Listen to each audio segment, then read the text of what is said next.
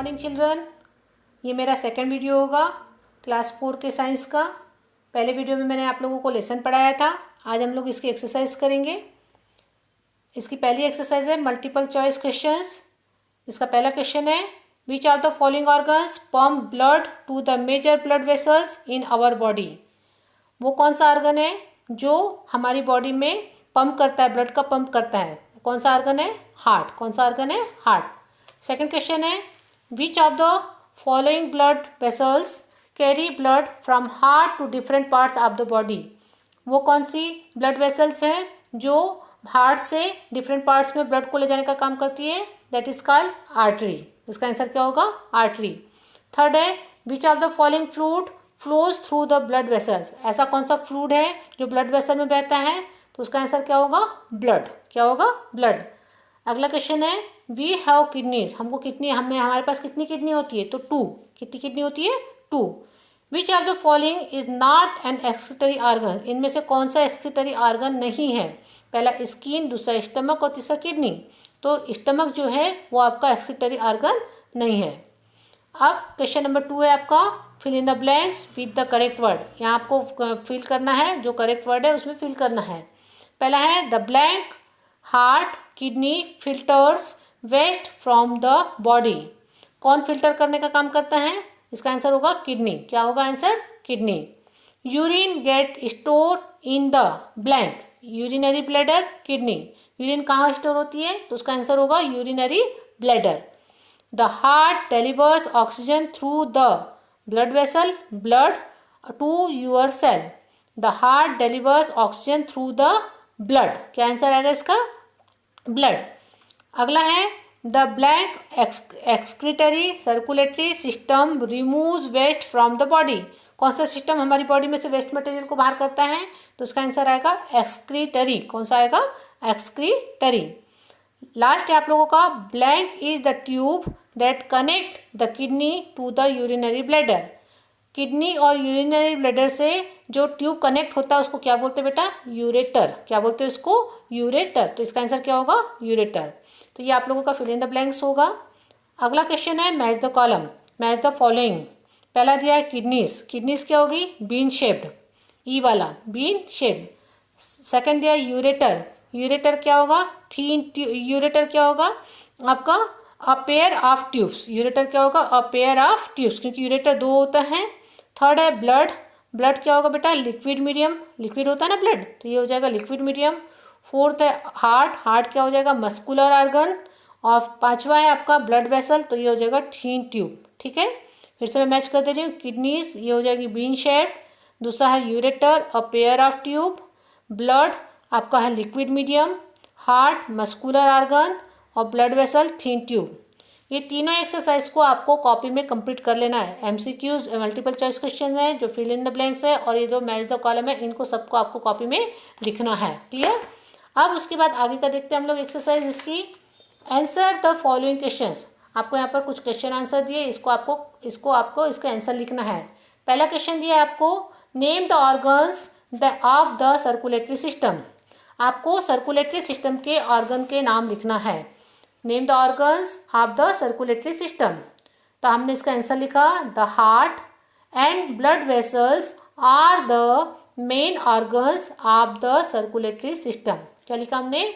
The heart and blood vessels are the main organs of the circulatory system. यहाँ तक सबको समझ में आया? सेकंड क्वेश्चन है name the organs of the excretory system. अब आपको एक्सक्रीटरी सिस्टम के ऑर्गन्स के नाम लिखना है। तो आपने लिखा है अ पेयर ऑफ किडनीज। क्या लिखा है? A pair of kidneys, a pair of ureters और यूरिनरी ब्लैडर्स। 3 होते ना? A pair of kidneys, a pair of ureters, a pair of bladders and urethra. And क्या है? Urethra are the main organs of excretory system. The main organs of excretory system. Clear? Question number 3 है what is the function of circulatory system. आपको circulatory system के क्या function होते हैं उसको पूछा है। The circulatory system delivers oxygen and nutrients. क्या लिखा है? The circulatory system delivers oxygen and nutrients to all parts of our body. Clear? Full stop. It removes carbon dioxide and waste materials from our body. मतलब circulatory system का काम होता है oxygen और जो न्यूट्रिएंट्स होते हैं, पोषक तत्व होते हैं, हमारी बॉडी में पहुंचाना, और कार्बन डाइऑक्साइड और जो वेस्ट मटेरियल है उसको हमारी बॉडी से रिमूव करना, बाहर निकलना. ये किसका काम होता है बेटा? किसका काम होता है? सर्कुलेटरी सिस्टम का. फिर से मैं पढ़ रही हूँ इसको. The circulatory system delivers oxygen and nutrients to all parts of our body. It removes carbon dioxide and waste materials from our body. Clear? अगला क्वेश्चन है what is the function of the excretory system. अब आपको excretory system के function पूछा है. The excretory system helps to remove waste from our body. Excretory system का क्या काम होता है? The excretory system helps to remove waste from our body. Clear? अगला क्वेश्चन है name the 3 types of vessels. आपको 3 जो वेसल्स होती है, 3 टाइप की जो वेसल्स होती है उनके नाम लिखना है. तो आपने पहले लिखा आर्टरीज. स्पेलिंग याद करना है सबको. क्या पढ़ते हैं इसको? Arteries, veins and capillaries. Arteries, veins and capillaries are the 3 main types of blood vessels. ठीक है?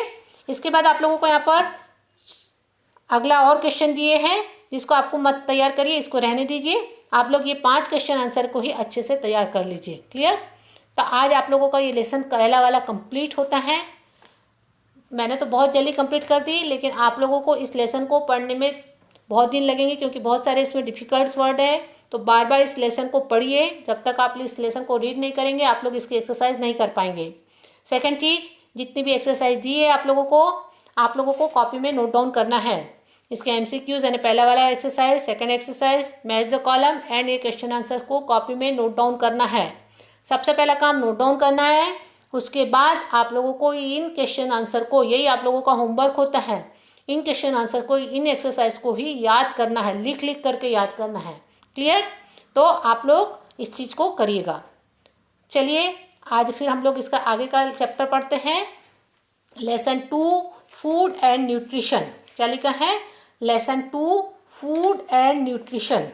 फूड एंड न्यूट्रिशन लिखा है. Can you live without food? Maybe you can stay without eating for a day, but then the next day you will feel hungry. You may even feel weak, so we need to eat food to gain energy. चलिए हम लोग lesson 2 पढ़ रहे हैं जिसका heading है food and nutrition. आप लोगों को यहाँ पर भोजन और उसके पोषण के बारे में पढ़ना है कि हम लोग क्या भोजन करते हैं और उससे हमको क्या होता है उसके बारे में आपको यहाँ पर पढ़ना है. उसका पोषण कैसे होता है उसके बारे में हमको यहाँ पर पढ़ना है. सभी जो लिविंग ऑर्गेनिज्म होते हैं, चाहे वो पेड़ पौधे हो, चाहे वो जंतु हो, चाहे वो मनुष्य हो, सब भोजन करते हैं. तो आप लोगों को उसके बारे में इस लेसन में पढ़ना है. मैं इसको रीड कर रही हूँ. Can we live without food? May you can stay without eating for a day, but then the next day you will feel hungry. You may even feel weak, so we need to eat food to gain energy. आपसे पूछा है क्या आप लोग बिना भोजन के रह सकते हैं? फिर आपसे कहा है कि हाँ आप 1 दिन तक तो रह सकते हैं, लेकिन उसके बाद भी आप लोग दूसरे दिन आपको भोजन की आवश्यकता होगी. यू विल फील हंग्री, आपको भूख महसूस होगी. You may even feel weak, और आपको अगर आपने भोजन नहीं किया, 1 दिन भी भोजन नहीं किया, तो आपको वीकनेस का मतलब होता है कमजोरी महसूस होगी. So we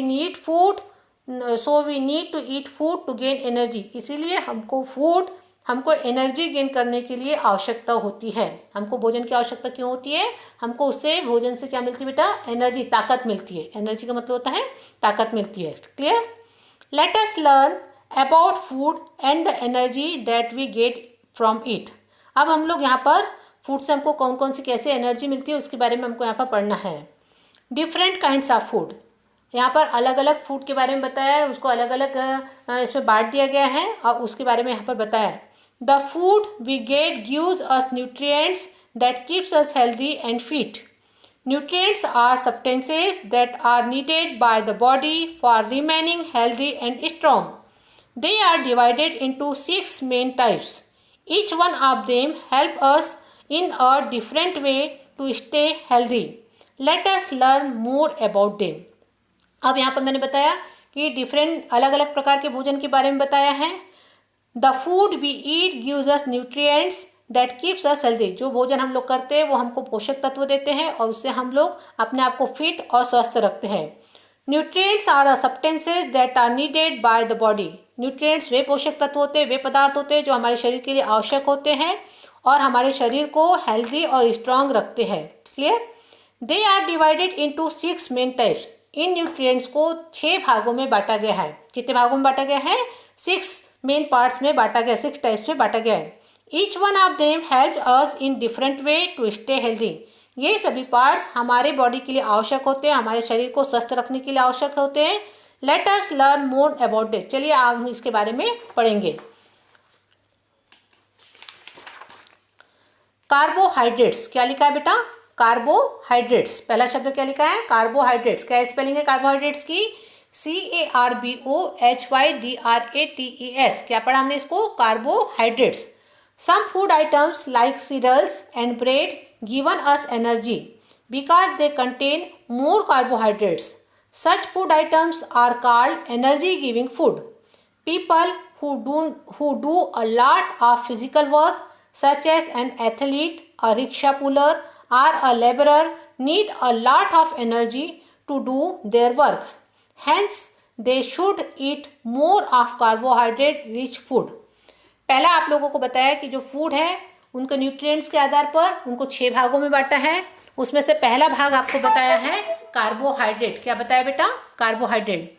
some food items like cereals. Cereals का मतलब होता है बेटा अनाज। एंड ब्रेड, आप लोग सब जानते हैं ब्रेड। गिव अस एनर्जी, हमको क्या देती है बेटा? एनर्जी देती है। Because they contains more carbohydrate, क्योंकि उसमें क्या पाया जाता है? सबसे अधिक मात्रा में क्या पाया जाता है बेटा? कार्बोहाइड्रेट पाया जाता है। Such food items are called energy giving food. ऐसे फूड आइटम्स को क्या कहा जाता है? एनर्जी गिविंग फूड कहा जाता है। क्या कहा जाता है? एनर्जी देने वाला फूड कहा जाता है। People who do a lot physical work, वो लोग जो बहुत ज़्यादा फिजिकल है, फिजिकल वर्क मतलब जो बहुत ज़्यादा मेहनत करते हैं, जैसे एथलीट। एथलीट का मतलब होता है खिलाड़ी। रिक्शा पुलर, तो जो रिक्शा चलाते हैं, जो लेबर होते हैं, जो बहुत ज़्यादा मेहनत करते हैं। Need a lot of energy to their work, उनको अपने काम करने के लिए बहुत सारी एनर्जी की आवश्यकता होती है। Hence they should eat more of carbohydrate rich food, इसीलिए उनको जिसमें बहुत अधिक मात्रा में कार्बोहाइड्रेट होता है उसको खाना चाहिए, उनको खाना चाहिए। क्लियर? यहाँ तक सबको समझ में आया? सीरियल्स का मतलब किसमें कार्बोहाइड्रेट सबसे ज़्यादा होता है बताया उसने? सीरियल्स का मतलब होता है ये अनाज। यहाँ पर आपको पिक्चर दिख रहे हैं, ये अनाज को क्या कहा जाता है बेटा? सीरियल्स कहा जाता है। क्या कहा जाता है? सीरियल्स कहा जाता है। अगला है बेटा प्रोटीन्स। क्या लिखा है ये? Proteins. Some food items like eggs, fish, meat, pulses and dairy products help us in the building our muscles. They contain more proteins. Such food items are called body building food. Growing children need to eat food items rich in proteins from growth and good health. They also help in repairing worn out tissue. अब दूसरा जो आपको बताया energy giving food, पहला जो carbohydrate है उसको energy giving food बोला है। दूसरा फूड के बारे में बताया जिसको क्या कहा है उन्होंने? प्रोटीन्स। क्या कहा है बेटा? Proteins. Some food items like egg, कुछ फूड आइटम जैसे कि अंडा, मछली, मांस, दालें और जो डेयरी प्रोडक्ट होते हैं जैसे दूध, दही, ये जो क्या है products help us in building of our muscles, ये हमारे मसल्स को बनाने में मदद करते हैं। दे कंटेन्स मोर प्रोटीन। सच, ये इनमें सबसे अधिक मात्रा में क्या पाया जाता है बेटा? ये जो आपको फूड प्रोडक्ट के नाम बताए इसमें सबसे अधिक मात्रा में क्या पाया जाता है? प्रोटीन्स पाया जाता है। Such food items are called body building food. इन फूड आइटम्स को क्या कहा जाता है बेटा? बॉडी बिल्डिंग फूड, क्योंकि हमारी बॉडी को मजबूत बनाने में, हमारी मसल्स को मजबूत करने में मदद करते हैं, इसलिए इन फूड को क्या कहा जाता है? बॉडी बिल्डिंग फूड कहा जाता है। Growing children need to eat food items rich in protein for growth and good health.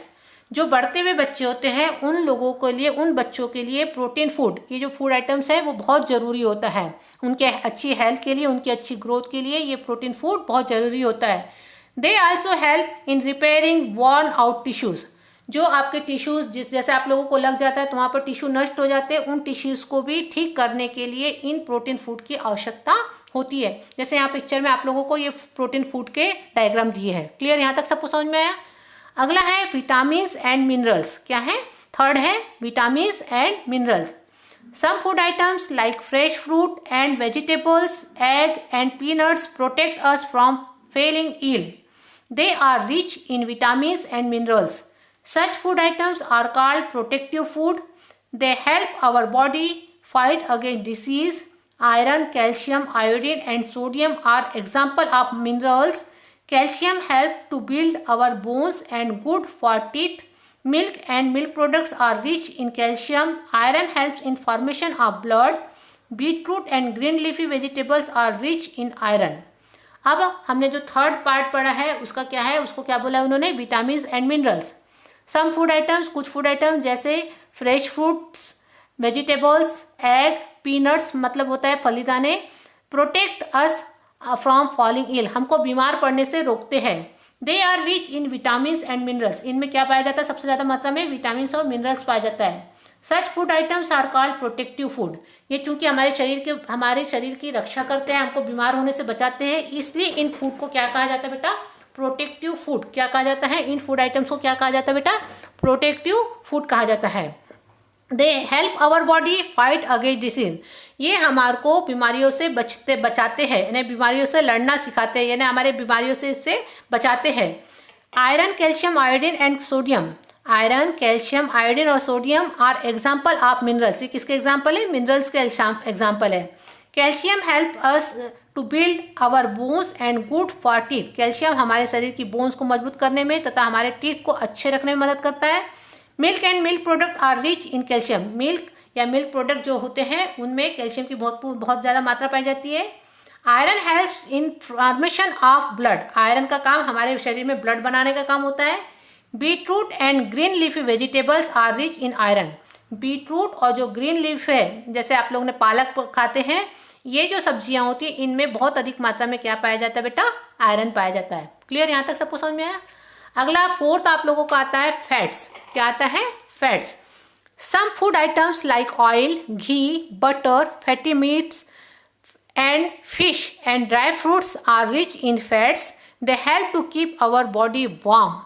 अब अगला है आप लोगों का फैट, जो कुछ आइटम है जैसे घी, तेल, आप लोगों का बटर या फैटी मीट्स जो अच्छा मोटा मांस होता है जिसमें फैट की मात्रा ज़्यादा पाई जाती है, फिश और जो ड्राई फ्रूट्स होते हैं उसमें फैट की मात्रा ज़्यादा होती है। They help to keep our body warm, वो हमारे शरीर को वार्म यानी मजबूत तगड़ा बनाने के लिए महत्वपूर्ण होती है। हमारे शरीर को वार्म का मतलब होता है बेटा कि जिससे अगर मोटे व्यक्ति होते हैं, आपको मालूम है मोटे व्यक्ति होते हैं उनको बहुत ज़्यादा ठंड नहीं लगती है, उनको गर्मी महसूस होती है, इसीलिए बताया है कि ये चीज़ हमारे को गर्म रखने के लिए, बॉडी को ठंड न लगे, बॉडी को एकदम से आपको हवा न लगे जिसको बोलते हैं ना, उस चीज़ को रखने के लिए मदद करती है। अगला है आप लोगों का रगेज। क्या शब्द है ये? रगेज। स्पेलिंग क्या लिखिए? ROUGHAGE। क्या पढ़ते हैं इसको? रगेज। क्या पढ़ते हैं इसको? Roughage. Some food items like vegetables and fruits can not be digested, they help to remove waste from our body. Such food items are called roughage. ऐसे फूड आइटम जो हमारी बॉडी में पचते नहीं है, जैसे vegetables and fruits can not be digested, ये हमारी body में इनका पाचन नहीं होता है। They help to remove waste from our body, ये हमारी बॉडी से वेस्ट प्रोडक्ट को बाहर निकालने में मदद करते हैं। Such food items are called roughage. ऐसे फूड आइटम को क्या कहते हैं बेटा? रगेज। क्या बोलते हैं इसको? रगेज। अगला है आप लोगों का छठवां भाग, वाटर। क्या है? Water. Water is an important part of our meal we eat, हम जो भोजन करते हैं उसका महत्वपूर्ण भाग उसमें वाटर होता है। We should drink at least 8 glass of water every day, हमको कम से कम 8 गिलास पानी रोज पीना चाहिए। We should drink at least 8 glasses of water every day, हमको रोज 8 गिलास पानी रोज पीना चाहिए। अब आप लोगों ने देखा यहाँ पर ये 6 भाग, किसके 6 भाग बताए थे बेटा आप लोगों को? ये 6 भाग थे किसके? Different kinds of food. यहाँ पर जो फूड है उनके अलग अलग भागों में बांटा था, 6 मेन पार्ट्स में भागों में बांटा था। ये 6 पार्ट में सबसे पहला पार्ट आपको बताया कार्बोहाइड्रेट, सेकंड पार्ट बताया आपको प्रोटीन्स, थर्ड पार्ट बताया आपको vitamins and minerals, fourth part बताया आपको फैट्स, फिफ्थ पार्ट बताया आप लोगों को रगेज एंड 6 पार्ट बताया आप लोगों को वाटर। 6 पार्ट क्या बताया आपको? वाटर। ये भोजन के 6 भाग हैं। ठीक है, अब उसके बाद आपको यहाँ पर पढ़ना है बैलेंस डाइट। क्या लिखा है? Balance diet. बैलेंस डाइट किसको कहते हैं उसके बारे में बताया है। A diet that has the right amount of nutrients, ruggage and water is called balanced diet. ऐसा भोजन जिसमें पर्याप्त मात्रा में न्यूट्रिएंट्स हो, पर्याप्त मात्रा में रगेज हो और पानी की मात्रा हो, उसको क्या कहा जाता है बेटा? बैलेंस्ड डाइट कहा जाता है। और diet that has the right amount of nutrients, roughage and water is called balanced diet. ऐसी डाइट जिसमें पर्याप्त मात्रा में न्यूट्रिएंट्स हो, रगेज हो और पानी हो, उसको क्या कहा जाता है बेटा? बैलेंस्ड डाइट कहा जाता है। Look at the picture of food pyramid. The triangles show the amount of each food items we should eat. The food items at the base of the triangle should be eaten more. These include bread items and cereals. अब यहाँ पर आपको एक picture दिया है जिसमें triangle है, pyramid shape है, जिसमें नीचे वाला भाग है जो क्या है आप लोगों का क्या है? फूड आइटम है, जिसमें ब्रेड है और सीरियल्स है जिसको हमको बहुत ज़्यादा मात्रा में खाना है। उसके बाद आपको वेजिटेबल्स एंड फ्रूट, उसके बाद मीट, एग एंड आपको चिकन खाना है, एंड देन लास्ट में आपको क्या खाना है बेटा? Fat and oils. क्लियर? मतलब सबसे अधिक मात्रा में आपको क्या खाना है बेटा? सीरियल्स है, ब्रेड्स है, जिसमें कार्बोहाइड्रेट की मात्रा ज़्यादा होती है, वो भाग को आपको ज़्यादातर खाना है। क्लियर? अब उसके बाद आप लोगों को आगे देखते हैं। Should also include at least 3/4 serving of fruits and vegetables every day. We should include 2 servings of dairy products. The amount of food that we should eat the least from the apex of the triangle. They are food items rich in fat like fried items and sweets.